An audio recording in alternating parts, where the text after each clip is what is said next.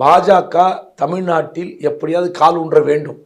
நீங்க அதிமுக ஆட்சி பாஜக கூட்டணியில் இல்லாத போதே தமிழர்களுக்கு விரோதமாக செயல்பட்ட கட்சி. நீங்க திட்டங்களை விடுங்க, பல்வேறு திட்டங்கள் போனாலும் தமிழ்நாட்டுக்கு கொடுக்காத ஒரு மத்திய அரசு. ஆனால் பாஜக பேச்சை கேட்டுக்கொண்டு அதிமுக ஆட்சியில் தமிழே தெரியாதவர்கள், வடமாநிலத்தவர் இங்கு டிஎன்பிசியில் அரசு வேலை வாய்ப்பில் வர முடியும் என்ற சட்டத்தை கொண்டு வந்த கட்சி அதிமுக. அப்போ கூட்டணியில் இருந்துச்சா? கூட்டணியில் இல்லாத போதே பாஜக என்ன தகிடுதத்தம் செய்துன்னு எல்லாருக்கும் தெரியும். இன்னைக்கு ஏன் பயப்படுறாங்க மக்கள்னா, பாஜக ஒரு சட்டாம் பிள்ளைத்தனமான, அதாவது ஒரு கட்ட பஞ்சாயத்து செய்கிற ஒரு கட்சி. மகாராஷ்டிராவில் என்னாச்சு, பீகாரில் என்னாச்சு, கர்நாடகாவில் என்னாச்சுன்னு பார்த்தோம். கூட்டணி கட்சிகளை வைத்துக்கொண்டு என்ன விளையாட்டு விளையாடுது எல்லாருக்கும் தெரியும்.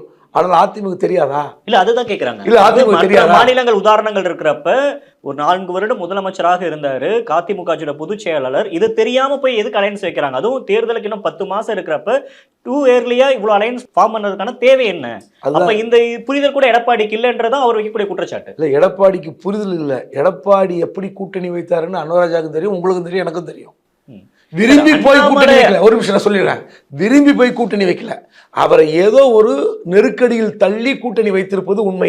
சோ எடப்பாடி இது கட்சிக்காரங்க கிட்ட வெளிப்படையா, கட்சி நிர்வாகிகள் கிட்ட, கட்சிக்காரன் எல்லா கட்சிக்காரன்ல கட்சி நிர்வாகிகள் மத்தியில் சொல்லியிருக்கணும், இப்படி ஒரு நெருக்கடி ஏற்பட்டது. இது ஒரு தலைமைத்துவம் இல்லைன்றதுக்கான உதாரணம் தானே? அப்படி கிடையாது. நீங்க எந்த தலைவருங்க போய் சரண்டரா வந்தாங்க டெல்லியில?